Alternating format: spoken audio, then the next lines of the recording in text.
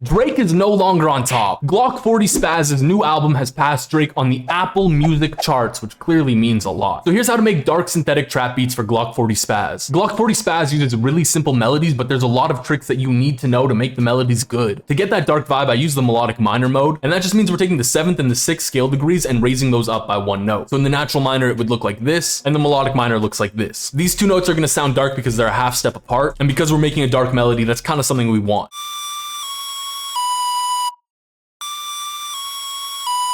The sound is terrible, but effects make these kinds of melodies. So I just cut out a lot of frequencies with EQ. I also added Portal on there just to give it more of a trap vibe. And Effectrix just throwing this little stutter here and there, and then also this reverse.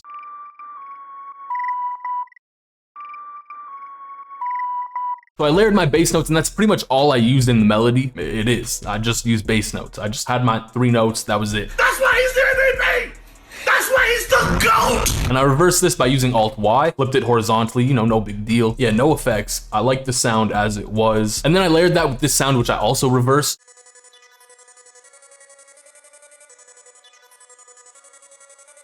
To get that short choppy vibe on there, I threw on a 1/4 beat gate. I also turned down the volume on there a little bit, like the volume mixer knob, so that it was still playing a little bit when it was cutting out. And you know I had to do it to them. I threw on some reverb. Then I exported both those sounds together one more time, reversed it, and then also pitched it down.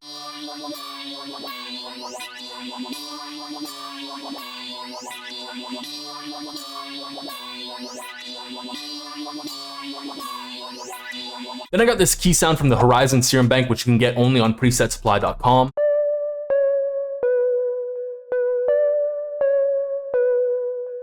Then I exported that because I wanted to play around with it like a sample. I pitched it down and formant shifted it just to give it more of a darker vibe. And to make it a bit more ambient, I put on the fade stereo option so it's switching from side to side. And I also reversed it. Then after reversing it, I chopped it up. I put on the generic bleeding so it would fade in from each other. And I chopped it up like this so I could fade it into the next note. So for example here, this is actually just the D that's being reversed.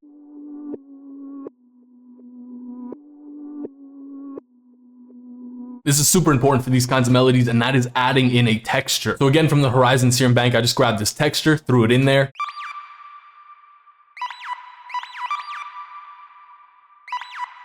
I exported that, pitched it down, faded the stereo one more time. And I also threw some delay on there as well, just to kind of make it a little bit more ambient.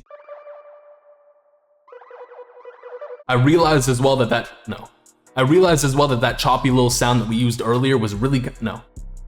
I realized as well that that choppy sound that we used earlier went really well with the melody I already had.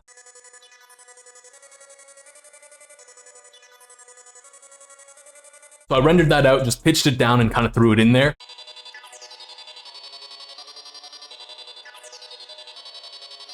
And this time I didn't reverse it. Then I exported out the full melody and just pitched it down one more time because I kind of wanted that darker, more ambient vibe.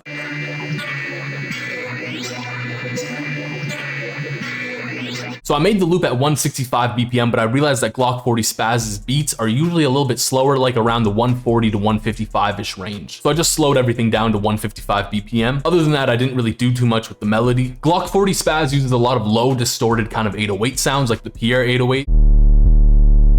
And usually the 808 patterns are pretty simple. There's not too much going on. I did switch this up to a Spins 808 just for the hooks because it sounded a little bit more clean. It also kind of hit a little bit harder for the hook section.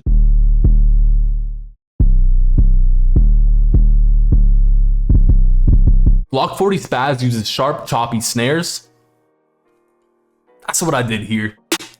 Oh, no, I'm just kidding. It's a snare. It is what it is. The hi-hats for these beats are super simple. It's usually just a 2-step. There's not much else going on, but I sprinkled in a little roll here and there, nothing crazy. Gave it a little cut in the hi-hats, nothing much.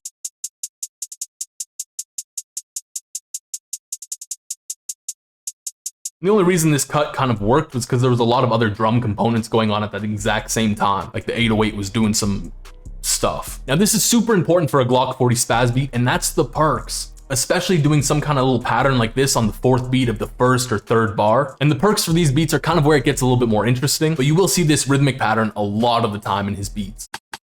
Other perks you might see are triangles. Sometimes there will be a chant.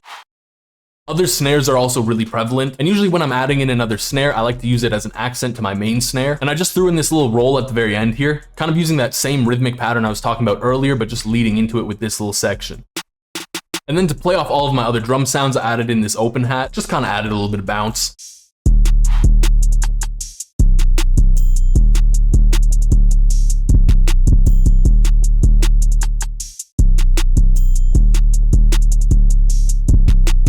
Glokk40Spaz's beats are super simple from an arrangement standpoint as well. Sometimes the whole song will literally just be the entire melody and all of the drums playing throughout. So when I was arranging this here, I kind of made sure to leave as much of the melody going on throughout. Like for example here, this is the main melody components, and I've got most of the drums going on throughout the entire beat. The only time I really switch up what's going on with the drums is kind of this little pre-hook section, and that's where I switch up to a different 808. Another thing that's good to do with your verses is taking out some of those perk sounds like the triangle, the chant, the open hat, and you can just kind of bring those back in without the 808 and it'll still hit.